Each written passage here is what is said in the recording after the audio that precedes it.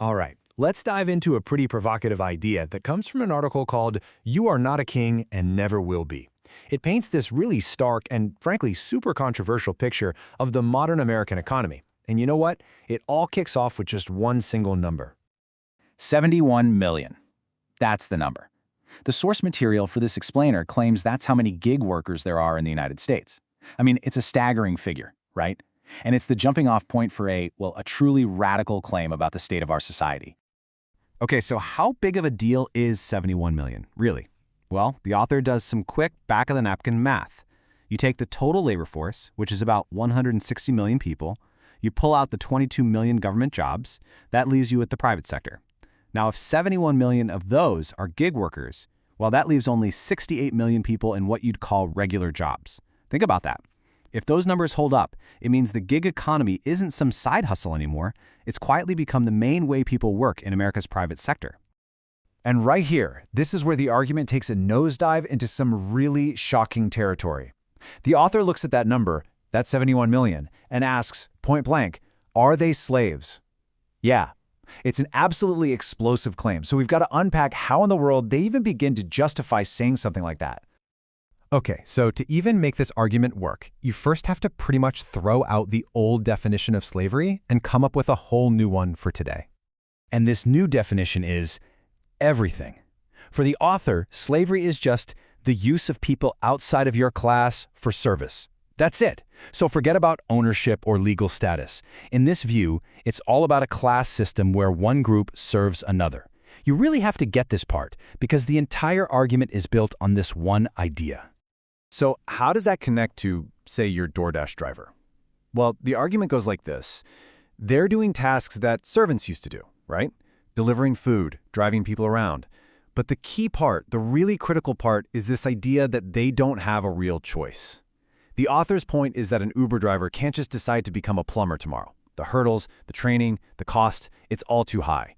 So they're basically locked into serving this modern managerial class, which has taken the place of the old school nobility. So this sets up what the author sees as a new two-class system. You've got the servants, and then you've got the pretender kings they serve. And the way the author paints this picture is, wow, it's stark. On one side, you've got the servant, often an immigrant, maybe living in a house with 20 other people, totally disconnected from everyone else. The author literally compares their living conditions to slaves in the 1860s. Then, on the other side, you've got the king. This is the professional, the manager, enjoying luxuries that actual nobles would have killed for, like getting anything delivered 24/7. But here's the twist. They can barely afford it, and they're completely, totally dependent on that servant class. And the author does not pull any punches here. They just come right out and say it.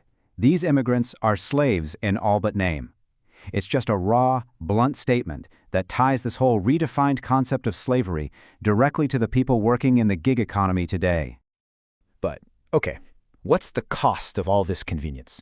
According to this piece, it's not just the servant class that pays the price. The argument is that this whole system comes at a huge cost to the entire economy because it's gutting the skilled middle class.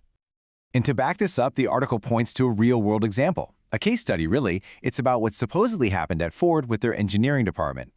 So, the story goes like this.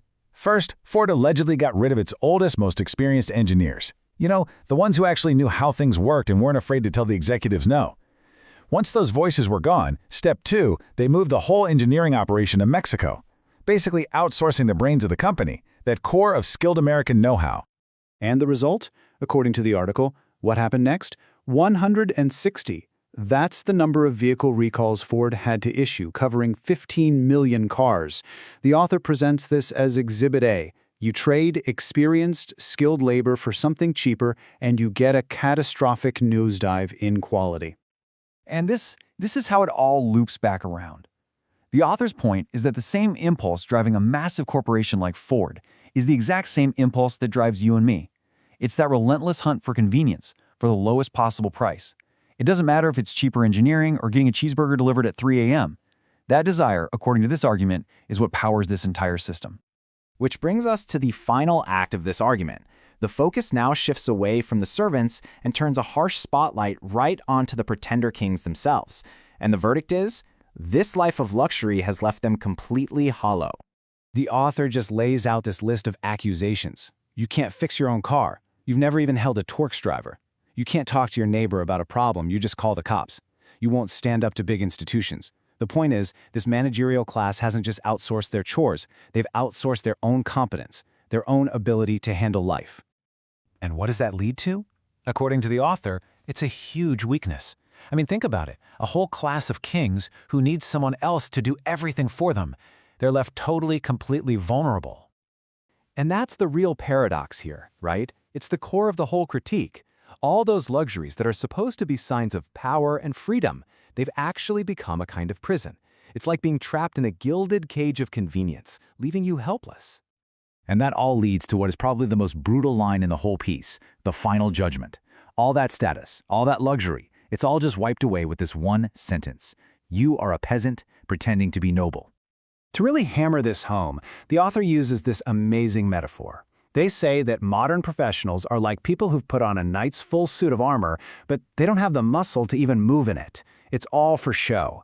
They're just pretenders, sitting on a throne they have no idea how to defend. So that's where the article leaves us. It's with this really challenging question. The whole argument is that as a society, we've made a trade. We've given up real-world competence for easy convenience. And that forces you to ask yourself, what is the real cost of all our luxury?